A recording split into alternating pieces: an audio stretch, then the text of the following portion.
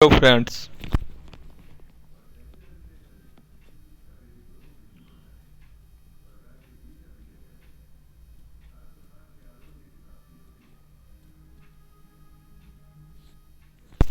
संविधान से संबंधित मुद्दे, मूल ढांचे का सिद्धांत, सुर्खियों में क्यों।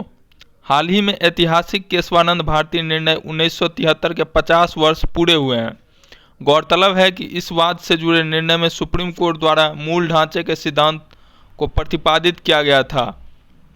केशवानंद भारती वाद 1973 के बारे में। यह वाद केरल सरकार के विरुद्ध दायर एक याचिका संबंधित था। केरल भूमि सुधार अधिनियम 1963 के तहत केरल सरकार द्वारा जमींदारों और मठों के पास मौजूद भूमि का अधिग्रहण करने का निर्णय लिया गया था। राज्य सरकार के इस निर्णय को केशवानंद भारती बनाम केरल राज्यवाद में चुनौती दी गई थी। इस याचिका में राज्य सरकार पर भारतीय संविधान के अनुच्छेद 25, 26 और 31 में निहित मूल अधिकारों के अतिक्रमण का आरोप लगाया गया था। इस वाद की सुनवाई 13 न्यायाधीशों की एक पीठ द्वारा की गई थी। यह सुप्रीम कोर्ट में गठित अब तक की सबसे बड़ी पीठ है। इस वाद से जुड़े कुछ मुख्य प्रावधान।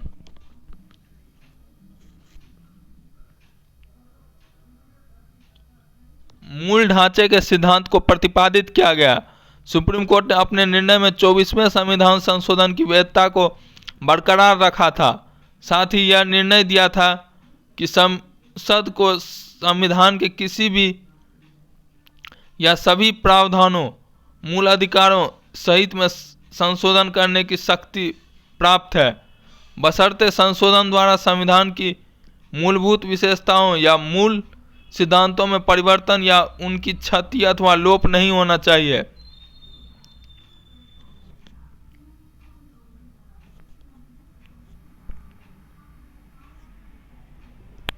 इससे पहले गोलकनाथ वाद 1967 में सुप्रीम कोर्ट ने निर्णय दिया था कि अनुच्छेद 368 के तहत संसद की संविधान में संशोधन करने की शक्ति असीमित नहीं है।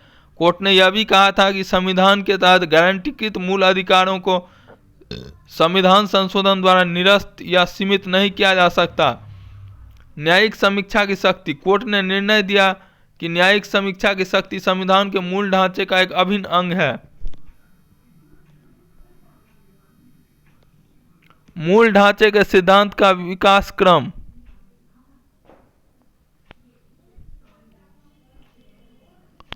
संविधान संशोधन अनुच्छेद 13 के अधीन विधि नहीं है, इसलिए संसद संविधान के किसी भी भाग में संशोधन कर सकती है। संसद मूल अधिकारों सहित संविधान के किसी भी भाग में संशोधन कर सकती है। 24वां संविधान संशोधन अधिनियम, 25वां संविधान संशोधन अधिनियम।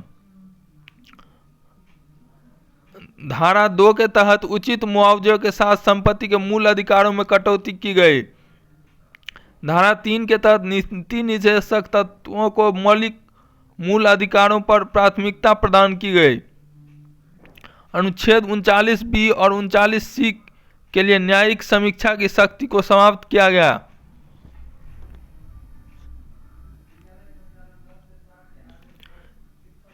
A.K. गोपालनवाद 1950, 1951, शंकरी प्रसादवाद 1965, सज्जन सिंहवाद 1967, गोलकनाथवाद 1971।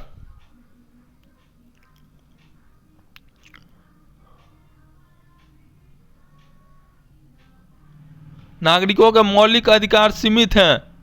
संसद संविधान के किसी भी भाग में संशोधन कर सकती है।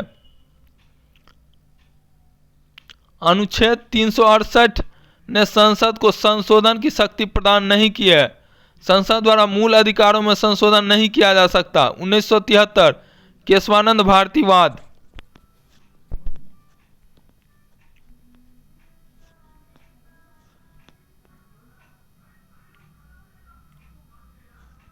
अन्य निर्णय। सुप्रीम कोर्ट ने न्यायिक समीक्षा के अपनी शक्ति को कम करने वाले हिस्सों को छोड़कर 25वें एवं 29वें संविधान संशोधन के अन्य भागों की वैधता को बनाए रखा। साथ ही यह भी कहा कि उद्देशिका संविधान का एक भाग है, इसलिए इसमें संशोधन किया जा सकता है। मूल ढांचे के सिद्धांत के बारे में। मूल ढांचे के सिद्धांत के अनुसार संविधान में कुछ ऐसी मूलभूत विशेषताएं विद्यमान है जिन्हें संविधान संशोधन के माध्यम से संसद द्वारा संशोधित या निरस्त नहीं किया जा सकता है। भारत के संविधान में कहीं भी मूल ढांचा पद का उल्लेख नहीं किया गया है। मूल ढांचे के सिद्धांत का महत्व, यह संविधान में संशोधन करने की संसद की शक्ति को उचित रूप से नियंत्रित करता है।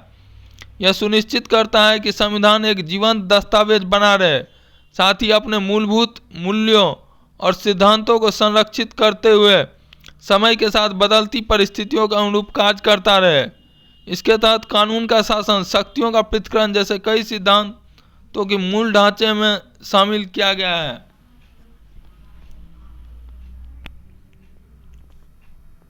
यह भारत में संवैधानिक कानून का आधार बन गए हैं। यह सुनिश्चित करता है कि संविधान का संघीय ढांचा कमजोर न हो। यह संविधान की व्याख्या करते समय भारतीय न्यायपालिका के दृष्टिकोण को दिशा देने में महत्वपूर्ण भूमिका निभाता है।